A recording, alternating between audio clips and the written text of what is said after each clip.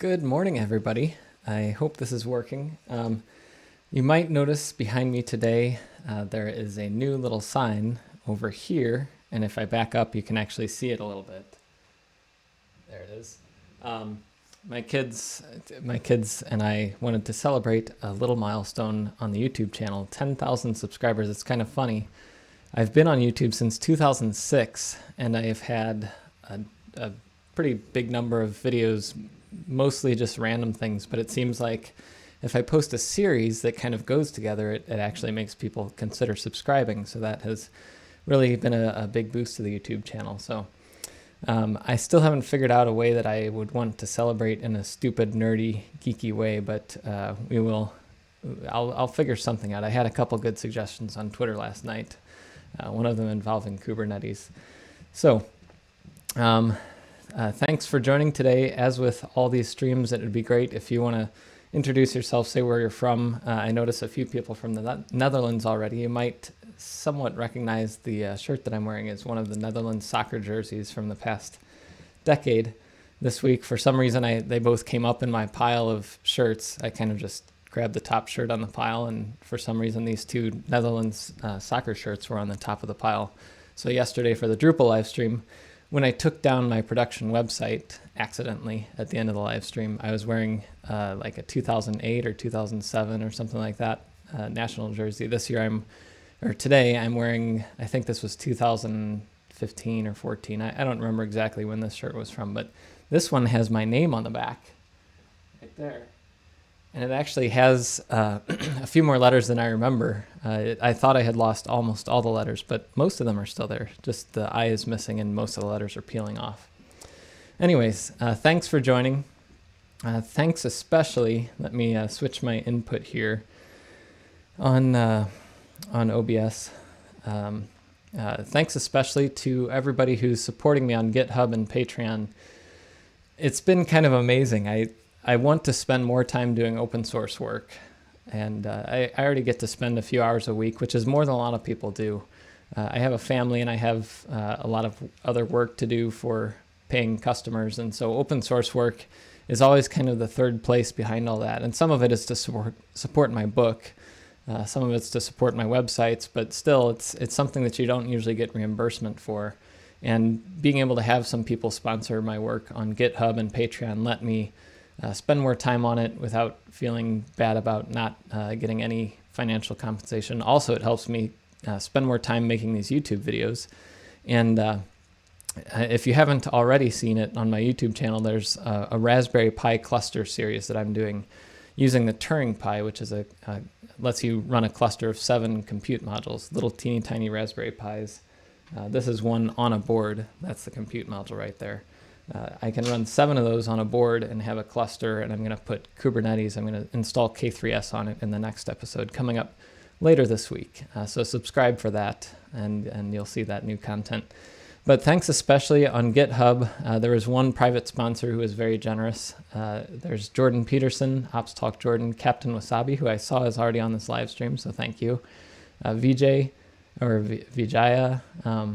VJCS85. I've seen him in many different places all over the internet, so thank you for a lot of these people too. I mean, a lot of you watching the stream, not only are you supporting open source developers like me, a lot of you also are contributing back by posting on issue queues. Even one of the best things for me is when I have a problem and I search for it on Google or GitHub, and I see someone else with that same problem, just having posted that problem means that I'm not the only one, and it might actually not be my fault. It might be the software's fault. Just doing little acts like that and having good issues on GitHub, that kind of thing, is really helpful. So I encourage you to keep doing that. Daniel G., Matthew Woodyard, Vitali, I'm not going to try that last name, Dominic Martin, Dragos, I'm not going to try that last name either, sorry. Aiden PL, and on Patreon, Coding Paradigms has been very generous in their sponsorship, and Friedrich. So thank you to all of you, and hello to everybody on the live stream I'm seeing all over the world. My son did this middle, the 0 here, and I don't know if you can see it, if I kind of move back. Maybe it'll focus back here. Maybe not. It's focusing on the microphone, of course. Anyways, there's lots and lots of little smiley faces, lots of little rainbow dot colors, and it also has a bunch of countries listed in it. He said that's to represent all the different people around the world watching these things.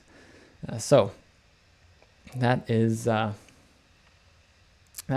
My youngest daughter, she drew 3 lines. It looks kind of like a tiger scratched the number 1. And she said that was all she wanted to do. She didn't want to do too much more. And then my middle daughter, she did some pretty fun patterns over there. So thanks to my kids for decorating those and making the 10K look really amazing for this episode. Let's see. So some questions and notes from last week's episode. I went through the chat, and just like every episode, please feel free to put your questions and comments in the live chat. And if I don't get to it in the episode, you can also post a comment below, because that way I'll definitely see those. Sometimes I miss something in chat because I have to skip through the video to see it all. But please feel free to drop your questions in there, and I'll highlight some that I find interesting or need to follow up on. And J-Main said, is it good practice to add molecule test in pipeline? First run Playbook and Docker. If success, then run on an actual server. Yes, I almost always make sure that all of my automation works in a CI environment before I will even merge it to my code base. And then after I merge it, at that point, I can then deploy it to a server. But you can even integrate that further. If you do continuous deployment, meaning every time that you commit code, it deploys it to your live server, then I would definitely, it's even more important to have it run tests on Molecule before you run it on your actual server. So if it doesn't pass the tests, you shouldn't run the code on your live servers. Definitely good for stability. Baptiste says, it's good to also have YAML validation inline in your editor. And I actually don't have that in Sublime Text, but I probably should. I have a PHP linting set up for it because I used to do a lot more PHP code work. But you can turn on like active linting in your code so that when you have an error, if I did something like that and caused it to be invalid YAML, the YAML linter could highlight that immediately. Just like with trailing spaces, I have these are highlighted in red. So that's another thing that would be helpful to do no matter what code editor you're using. Sublime Text has a lint integration that has a Sublime Pi linter, a Sublime, I forget what it's called. Anyway, the point is that you can integrate the linting with your editor, so it's more immediate feedback. Do you lint playbooks manually or use a tool to make sure at least the styling issues are auto-fixed? One thing that you can do is use a pre-commit hook in Git. The problem with just having each developer do their own linting stuff and integrate with linting, or even having linting run on Molecule in your CI environment, is that that's something that's like after the fact. And especially if you don't have it fail the build, then you could merge code that doesn't pass linting, and then it causes issues. The best thing to do for linting, in my opinion, is to have a git pre-commit hook. There can be a little bit of a downside to that in some cases, but usually it's nice to have the linting run in a pre-commit hook so that every time someone tries to commit code on their own computer, it'll lint it and find any errors and then not allow them to commit it until it's fixed. If not that, then at least have it do the linting in a CI environment, which we'll talk about in a little bit. Jordan Peterson asked, do you name includes and imports? So that's like if I do something like include tasks, test.yaml. So if I have an include like this, do I put a name on it like this name include test YAML? I usually don't. I don't think it's best practice either way. You can if you want. You don't have to. I don't see many people do that, but you can. I wouldn't be opposed to it, but I also don't do it myself just because I think that's a little redundant for includes usually. Unless it's an include that has a complicated when condition, like only include this when all these other things happen. And thanks again last week. Someone mentioned in the chat that Mike Sawyers wins the internet last week. And I also mentioned that's why I love live streams. For the past few years, I've been using Molecule, And I never knew that it had a command molecule login to let you log into the test environment. I was always using workarounds and shortcuts and things, so that was pretty awesome. And Mohammed says, did I cut my own hair? No, actually, my wife cut my hair for me. And she's been cutting my son's hair for a few years now. But his hair, I don't know. I don't know what the difference is. But I was like, just use the, whatever that thing is called, the clippers or something. And that was the first time she'd used clippers on like the majority of someone's hair. And it turned out all right. I mean, it looks okay, I think. It's a lot better than a few weeks ago. I was starting at a mullet. It was going out about 1.5 inches or so. And I think it's funny because all of us guys who have shorter hair are now all worried about our hair at this point. And it's funny because, a lot of my friends who have longer hair and women who have longer hair are always fretting about their hair. Now they're like, see, I told you it's tough to have long hair. Anyways. Finally, I wanted to mention that right before the live stream, I published version 1.23 of the book, which this is version, actually this thing I think is version 1.2, where is it? The version that I've been working from is 1.20, which is actually like almost 8 months behind where I am today. But 1.23 has a new chapter in it, chapter 12. And that's, I previewed it last week, talking about testing in CI for Ansible content. And I split that out from chapter 11, which was automating with Ansible Tower and CI/CD. So today, last night I finally finished the extra draft of that chapter 12. And so I put out chapter 1.23. If you got the book on LeanPub, just log into LeanPub and you can download the updated copy of the book. The copies for... if you got it on Amazon or on iBooks from Apple, you have to get a new copy, a new updated copy, and it's a little more complicated, but those won't actually be up there until later today. And if you got a paperback copy, I'm sorry to disappoint you, but I am not able to ship you a new paperback copy with just the changes because that's almost physically impossible. But you can always go to AnsibleForDevOps.com, go down to the errata and changes page, and today it has the updates from version 1.22 to 1.23. And each one of these describes the new content in it. So you can go in and look at the changes if you grab the ebook. So let's see. That is that. And let's dive right in back into Ansible testing with Molecule. And someone is mentioning that the screen looks blurry. One difference that I have today, whoops, I just closed that and I didn't really want to close that. And now I'm messed up on my windows. Let's see, Ansible for DevOps. There we are. Anyway, one difference today is since I have this newer laptop that I got a few weeks ago, I found that it can actually stream in 60 frames per second without blowing up. It's getting very hot, and I probably wouldn't want to touch it, but if I scroll and you have a really good internet connection, you should be able to see that scrolling very smoothly. I like that a lot, but anyway, that's besides the point. Let's get back to working on our molecule testing. So last week I talked about testing a role, and we learned how to initialize the role using molecule init or molecule role init to create a new role. And you can also use Ansible Galaxy role init to create a new role, and then you can add molecule into it later.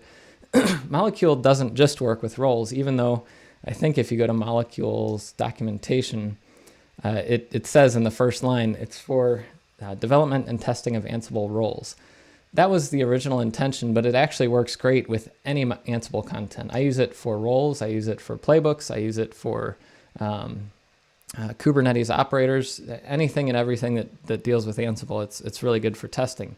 And I wanted to show you how to do that with a playbook.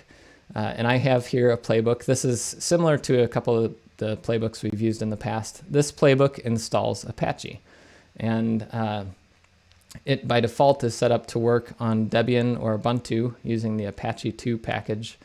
On Red Hat or on CentOS or on Amazon Linux or on Fedora, the package is named HTTPD, and so is the service. So I have this task that overrides on those. and then it installs the package, it sets up a web page. This task in a real-world playbook would be deploying a static site or deploying your application, whatever that is. And then it makes sure that Apache is running, and it's set to start up when the server starts up. And this playbook should work on both, on pretty much anything: Debian, Ubuntu, Red Hat, CentOS, Amazon Linux, Fedora, all these different things. It should work there. So I want to make sure that I can test it and make sure that it's always going to be working. So I want to add a molecule configuration for it. So to do that, I'm going to use molecule init scenario. And that's going to create me a default scenario in this playbook. Molecule by default still adds, it includes a role. And we don't want to include a role because this project is not actually a role. So if I try doing include role, it's going to try adding this like a role, and it's not going to find a tasks folder, and it's not going to find the galaxy, the metadata there, and it's going to fail. So I don't want to use it to test a role. Instead, I'm going to do two things.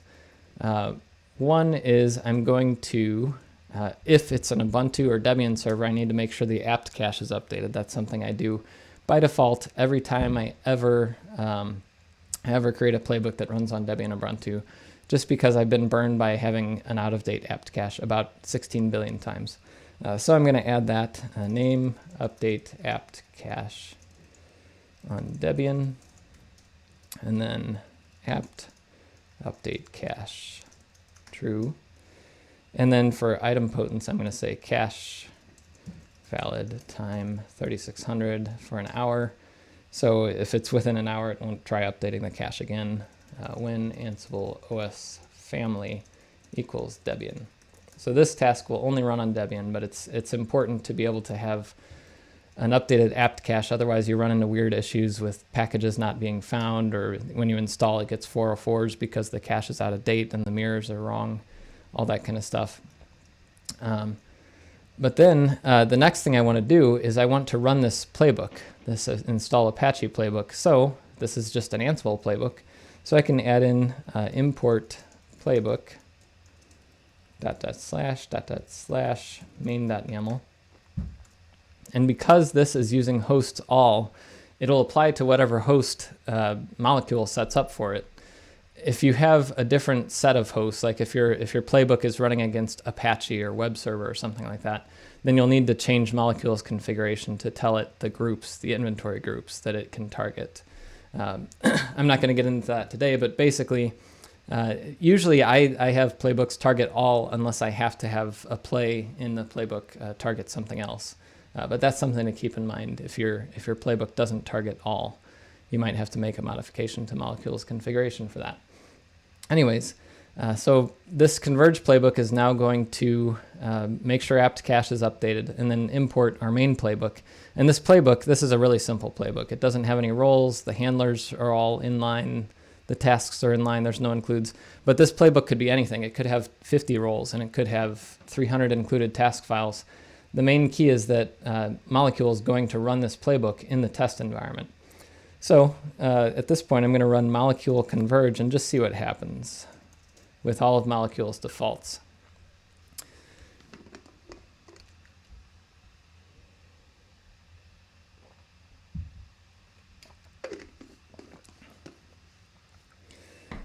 And Martin asks, why not apt and prepare.yaml? That's an option too. I'm just doing it for simplicity's sake and converge.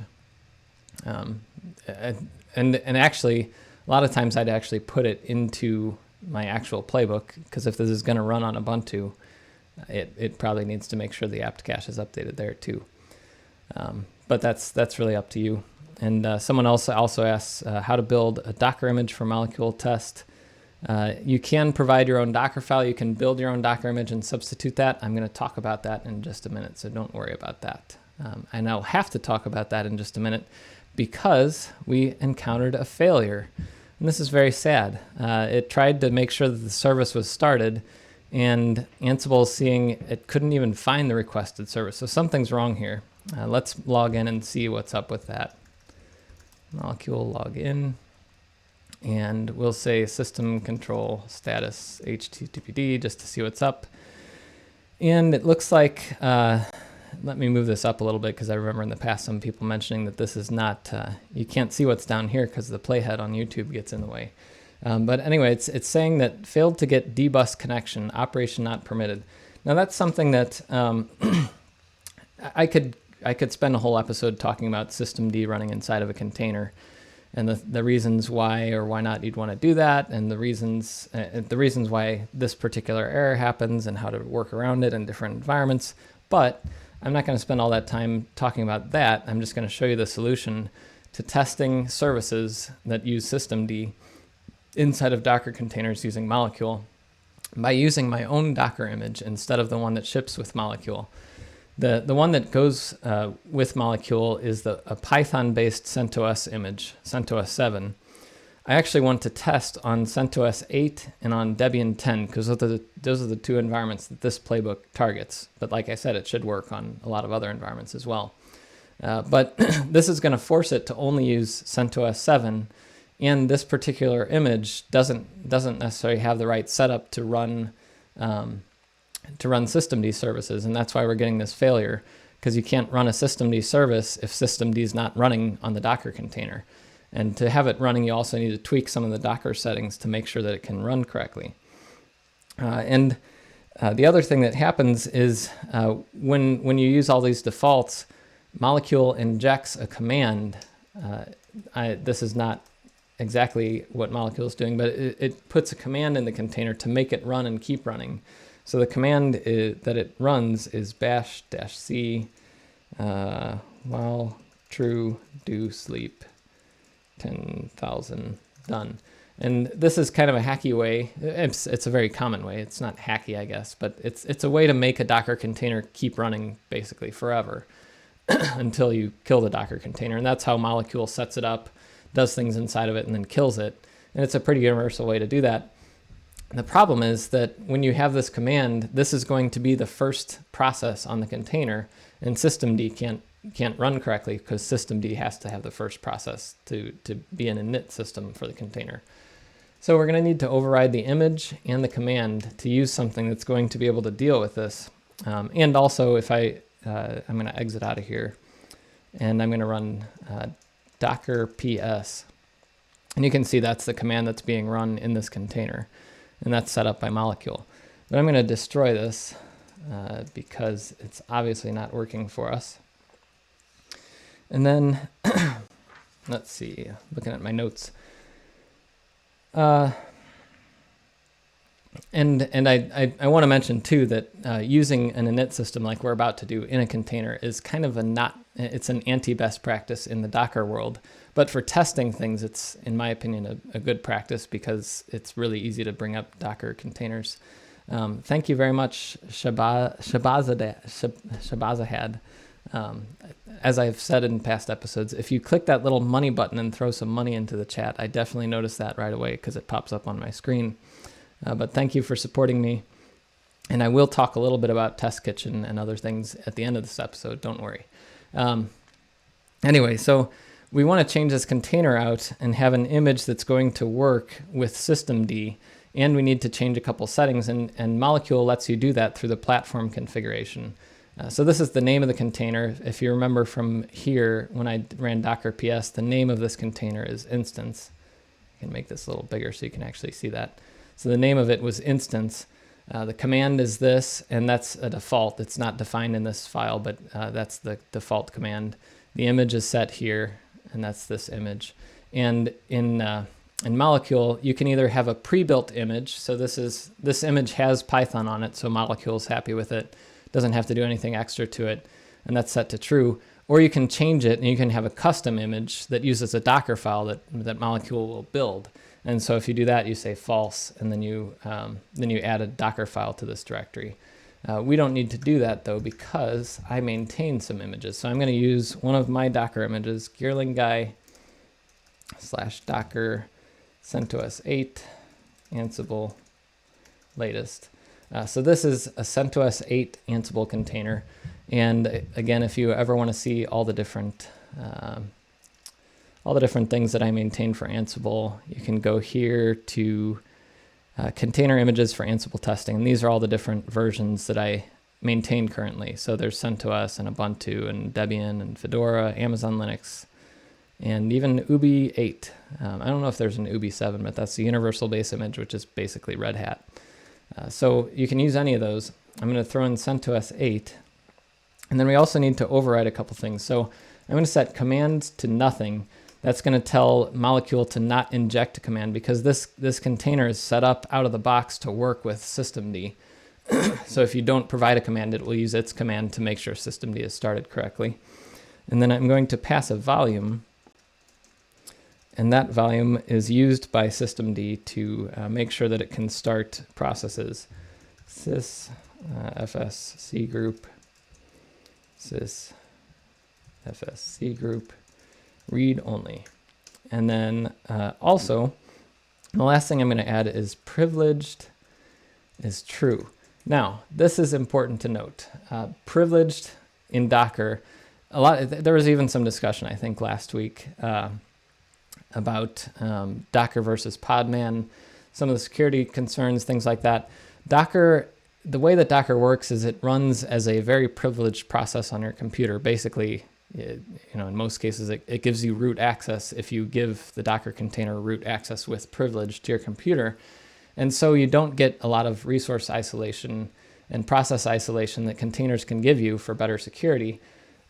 So my caveat here is you need to do this to make systemd work inside of a Docker container, but you should not do this with any Docker container that you don't trust.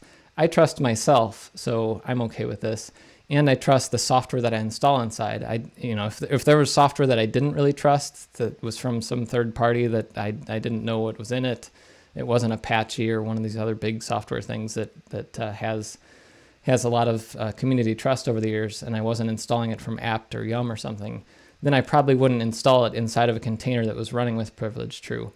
But if you have that trust, you can do this without any problem. But something to keep in mind, don't just blindly throw privilege true on a container, whether it's local on your computer or in a Kubernetes cluster or anything like that. You have to know what you're doing and figure out, is this the only way? And in this case, to run systemd inside a container so that you can manage services, it is the only way. I digress, though, because we're not talking about Docker containers and Kubernetes and things right now. We'll leave that for a future live streaming series, probably. But this lets me run systemd init processes, so it should now work if I say molecule converge. This should be able to install Apache and then make sure the service is running, because the container that it starts will have a valid init system.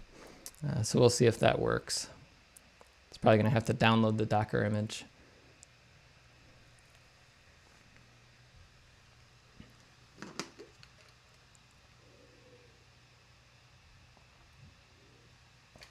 Lamatti says this might be a good use for Weave's Footloose project.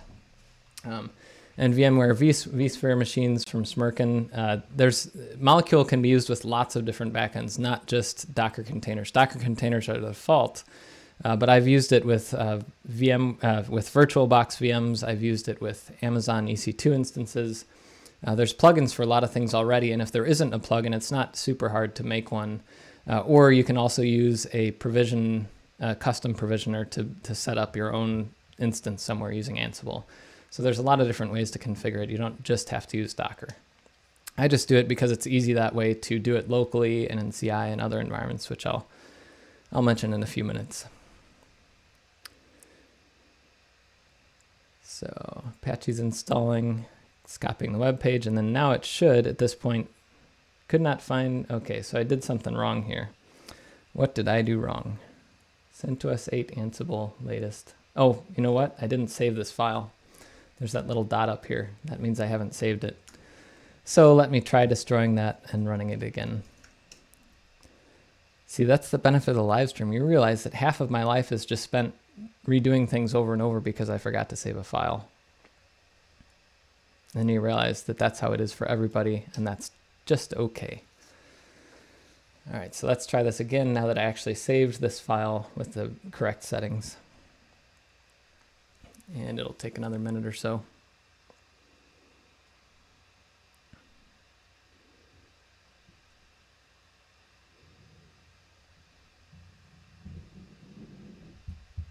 might be able to hear some sounds from upstairs as my kids are rolling around in the playroom. All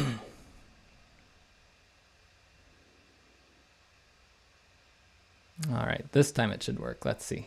There it goes. And it even restarts Apache since it copied the web page. So that's all good. One problem here is how do I run the test on Debian? We got it working on CentOS, and you can see there's a task, this task right here that says override variables for Red Hat. It was run on this because it's a Red Hat server, but I want to make sure that it's not run if it's a Debian server. So one thing that you can do in the molecule file is you can use environment variables inline.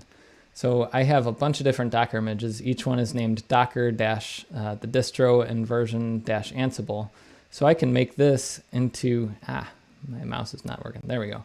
I can make this into an environment variable and provide a default value. So I'm going to say this is to wrap an environment variable.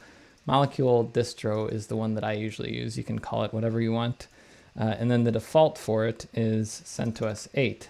So now if I run the same thing, molecule converge, it'll default to CentOS 8, but I could run it with molecule distro equals Debian 10. And now what that will do is it will substitute this, Debian 10, for this variable right here and run it like this. So that's what I normally do in my molecule files so that I have some flexibility with that. Another way that you can do this is you could have a separate scenario entirely. You could create, you could molecule init a scenario called like Debian and have a Debian set of settings. But usually I have the exact same settings for all my scenarios. I just want to make sure it works on multiple OSs. So I have this here. So I'm going to first molecule destroy, and then I'm going to run molecule distro equals Debian 10 and then do a test cycle with it to make sure that that works too. Molecule distro equals Debian 10 molecule test, and test is going to run converge and verify and all the different actions on this environment. But it'll do it with Debian instead of CentOS this time. And it might have to download that Docker image, so it looks like I might already have it because it's not showing much of a download speed here. And I am Spida W says autosave on unfocus. Sometimes I've had that enabled, but it surprises me sometimes. So it's one of those things like 6 of one, half dozen the other. It can trip you up if you want to make a bunch of changes but not save them, and then you switch to something and it saves it. That also trips me up sometimes. So I leave it this way and just live with the fact that I often forget to save a file. It's okay. All right, so it looks like this is working too, and it skipped this task since it's not a Red Hat operating system, so that's good. And then it's going to run the playbook again. Since I use test, it's doing the idempotence test to make sure that the playbook is idempotent and won't make any changes the second time it runs. So we'll let that finish up. But this is good. At this point, we can test this playbook, the whole playbook, under both CentOS and Debian, or I could also use other environments too, like Ubuntu it should work on, and the Ubi 8 image it should work on. Fedora it probably works on, although I haven't tested this particular playbook on Fedora, so I don't know if that's true. And hello from, well, I'm from St. Louis. Hello to you in Finland, Shankar. Let's see. So everything is still working. That's pretty awesome. Another thing that we want to do, though, is make sure that Apache actually works. Right now in this playbook, there's nothing in here that's saying like when I load the page, is it actually returning hello world, or is it failing? Is it giving me a 403? So one way to do that in Molecule is to use the verify playbook. And you can see up here, it ran the verify playbook, and there was one assertion and it passed. But this is a very weak assertion. It's saying assert that true is true, and unless you're in some quantum universe, true is probably going to be true. So this is not a very good test. So I'm going to clean up this verify playbook, and we're going to have a real assertion here.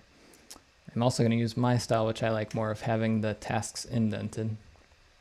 And then I'm going to make a new task that checks if Apache is serving requests properly. So I'm going to say verify Apache is serving web requests, and then URI, I have this extra line there, URL, http://localhost, and then status code is 200. I could also test for content. So I know that the web page that I'm uploading has hello world in it. So I could register the output and have return content like this. Return content true. And I could look at the content, but for now I'm just, we're just going to make sure that when I load localhost, it gives me a 200 OK and not a 403 or something like that.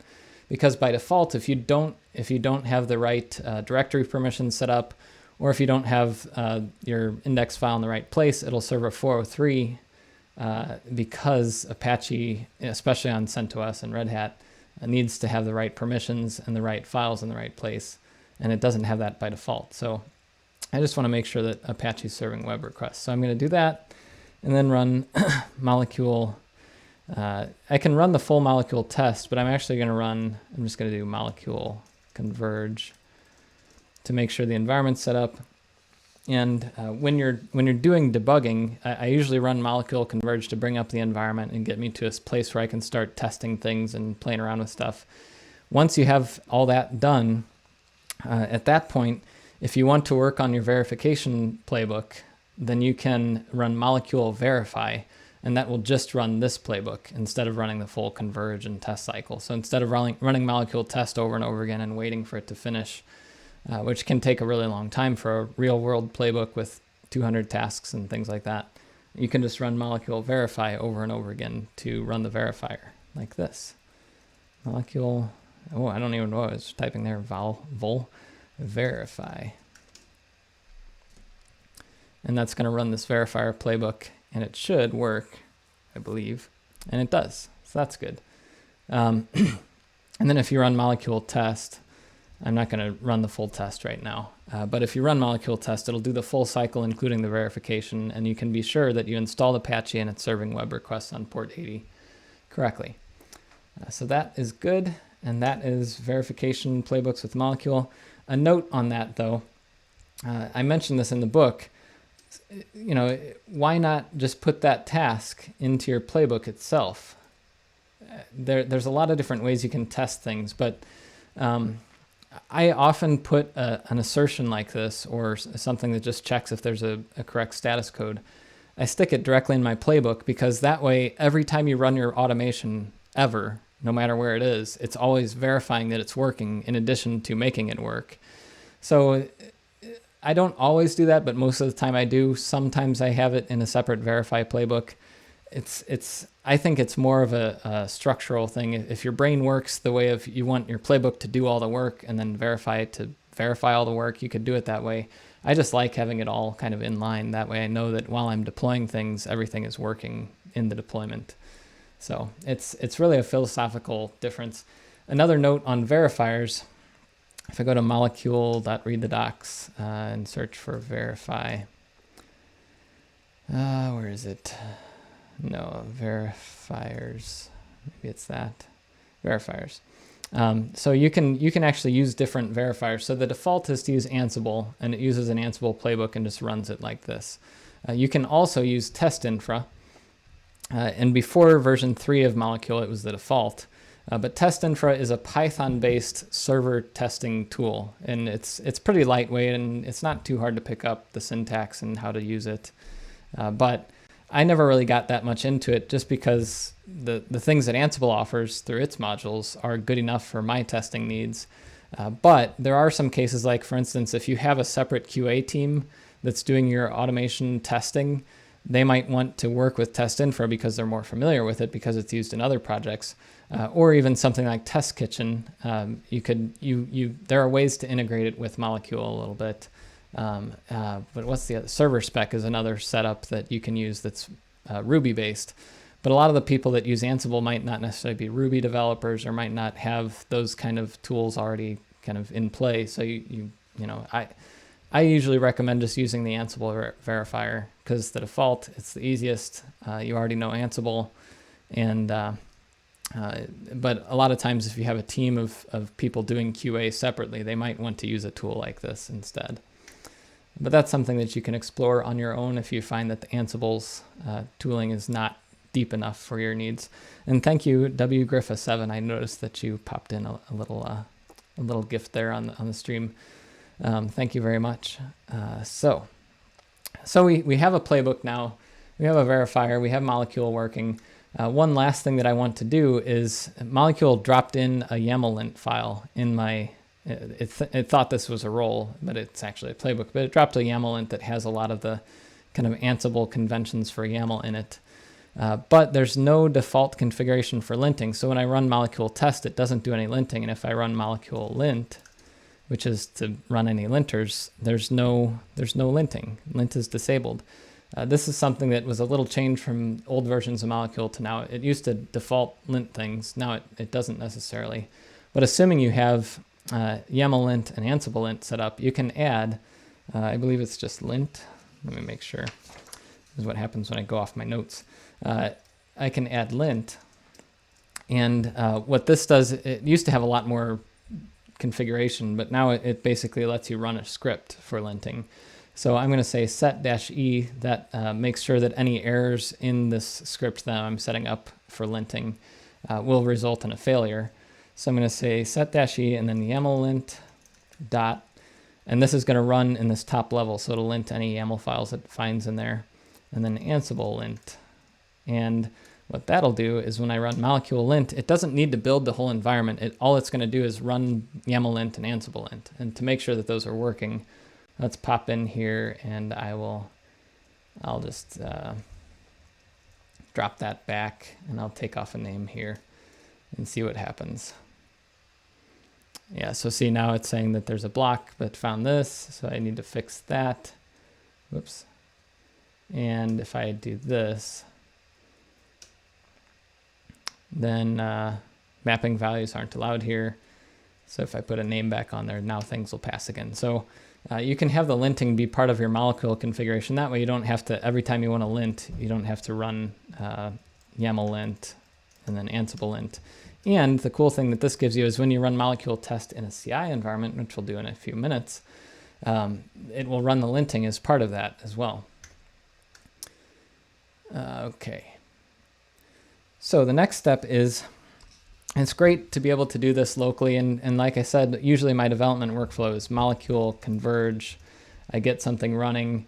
And as I mentioned last episode, if I need to stop something before, like if I need to do something before here and check in the container how it's working, I would drop in a fail right here. And that would stop the playbook at this point. I could log in and then see what's inside to know where I need to put this index file or what other files might be there that I'm overwriting.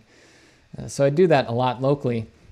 But Molecule is also helpful for continuous integration, making sure that your playbook is always working, especially if you share the playbook on GitHub or on GitLab or somewhere else that is a shared code repository, which is it's a best practice to have your code base in Git so that you can go back on changes and use pull requests or merge requests to be able to collaborate on code changes, that kind of thing. So I'm going to put this repository on GitHub, and I have not tested any of this, and 2 times out of the past 4 that I've had GitHub on a live stream, GitHub has gone offline and had the unicorn, so hopefully that doesn't happen today. But I'm going to go to GitHub and pray to the GitHub unicorn that it stays up for a few minutes for us. So I'm going to create a new repository. I'll call it, what is this?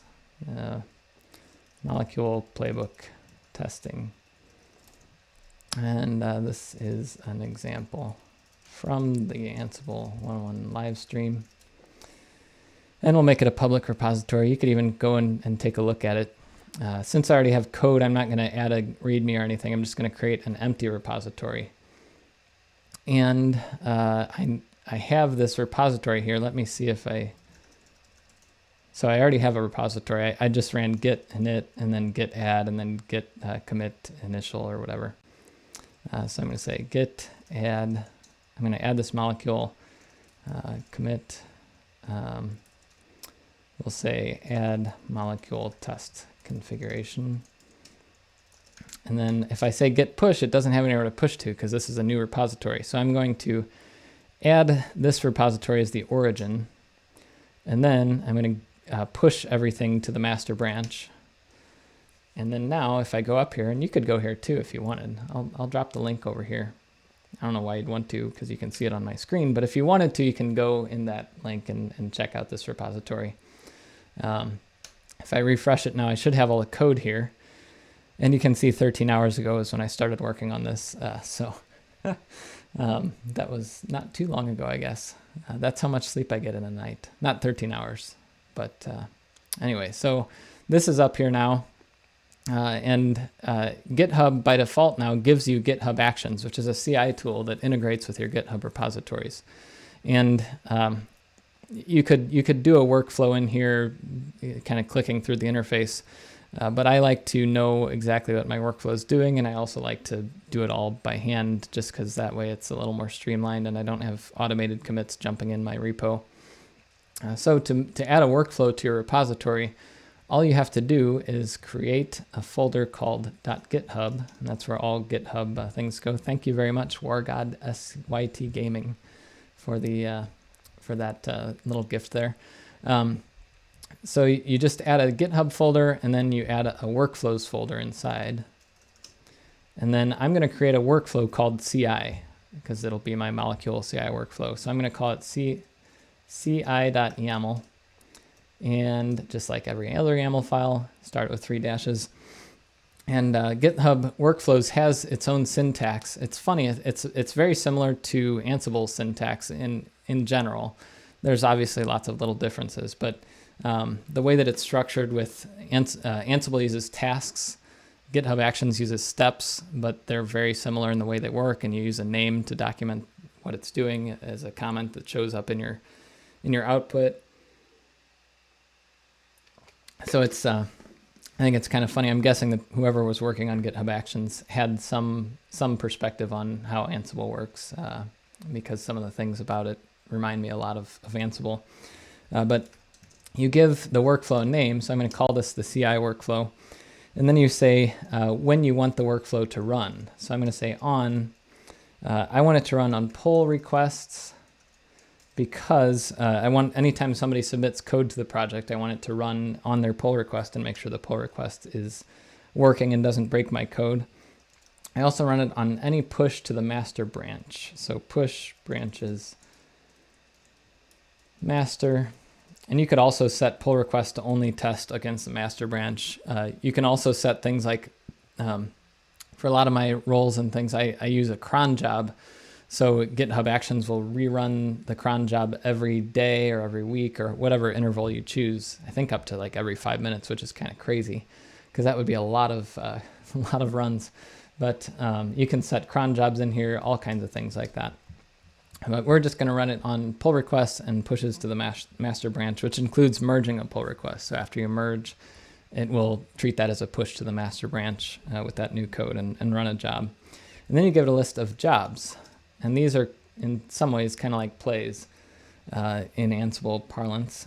I'm going to create a job called test, but I'm going to name it molecule. So this right here, the name, in any case here, the name is what's going to show up in GitHub's interface. So the file name is ci.yaml, but this could be called something different.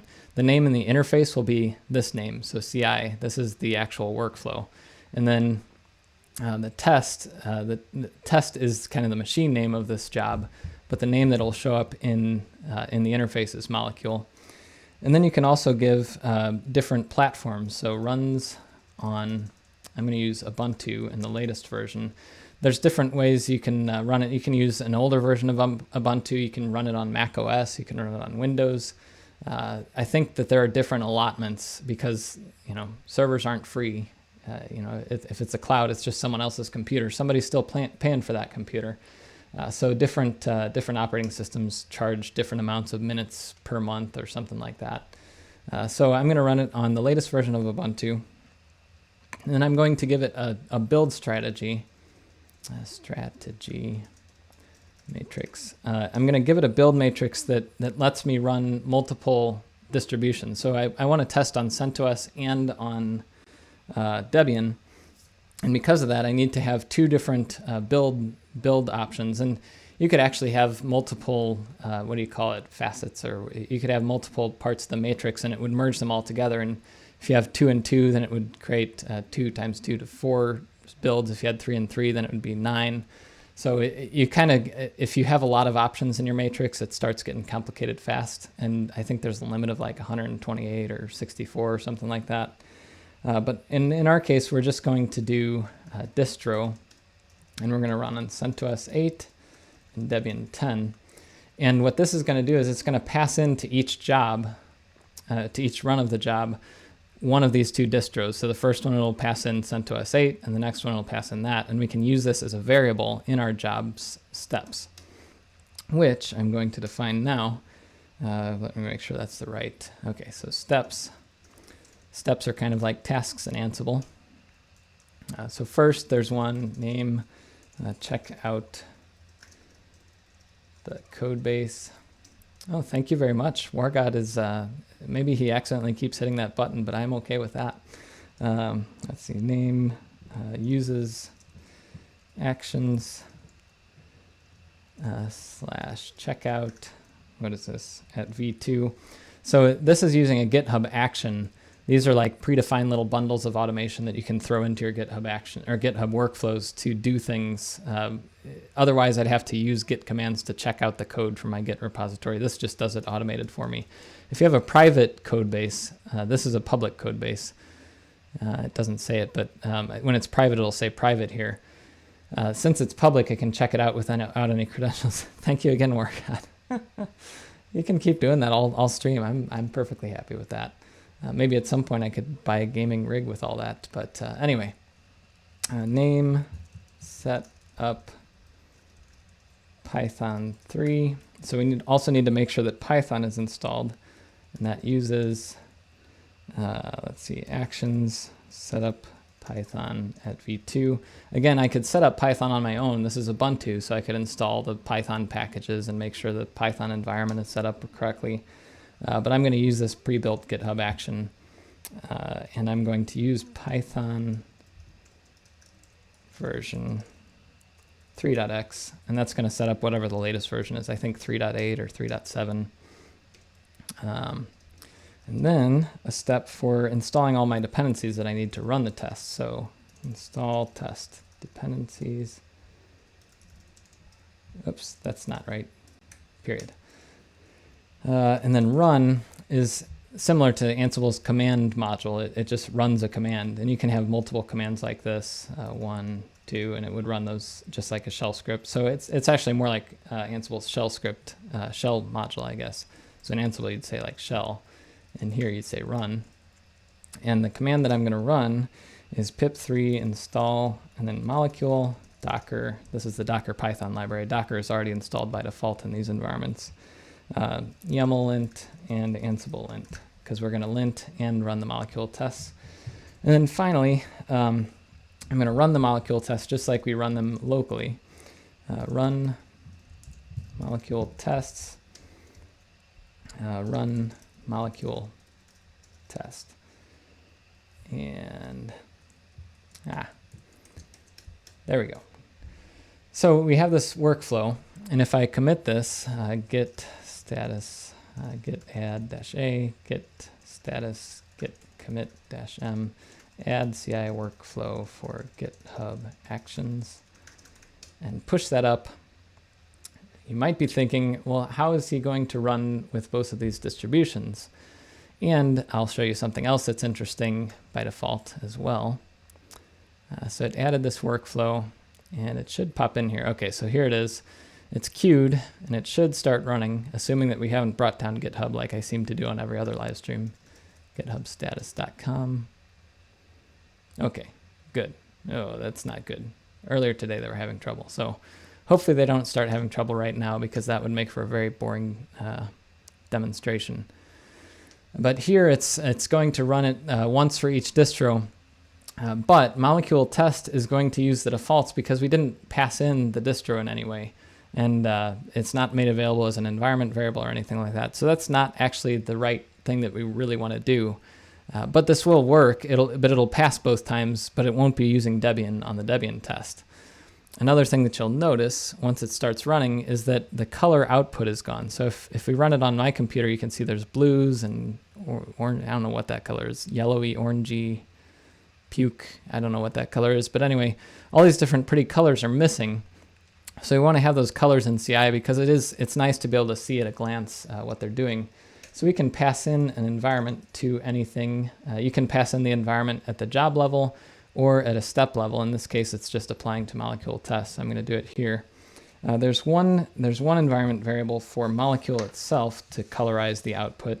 And the reason it's not colorizing it is because there's no TTY. We're not in an interactive terminal session, so molecule is not outputting color codes with its output, and Ansible is not either. So we have to force it to do that. And for molecule, that's PyColors is the environment variable. Set that to 1. And for Ansible, it's Ansible force color, and set that to 1. And then, whoops, no, this quote fell off there.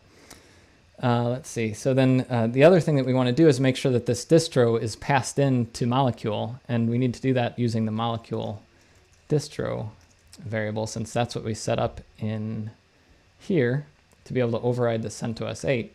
And so to set that, I can use the variable that GitHub Actions is passing us right here, using the syntax $, and then the double mustache thing, matrix.distro. And you can see here it passed this one, and this one should pass as well. Oh, I don't know if you can see that little spinner, how it like goes kind of up and down, up and down, up and down. I remember when I was trying to implement one of those spinners once, and how it would rotate around not perfectly on this exact center axis. And I know how frustrating that can be for it to loop around like that. Anyways, I digress. So now with this, we should be able to see better output, and this right here, where is it? Create molecule instance, gathering facts. So you can see that it actually ran this task, override Apache Vers for Red Hat, on the Debian 10. This right here will make sure that we're actually running on Debian 10. So I'm going to save that. Git commit -m, use pretty colors and set the distro correctly. Okay, push that up, and we should get a new action run soon. Okay, I'm glad that GitHub is working for me today. Because if it weren't, this last few minutes would have been a terrible disaster, and everybody would have left the live stream immediately. Let's see, anything else? Baptiste says, Wargod SYT has automated actions on CI to give money to me. That would be nice. I mean, if you do have that, you should share that as a GitHub action and throw it on everybody's GitHub. That'd be pretty fun.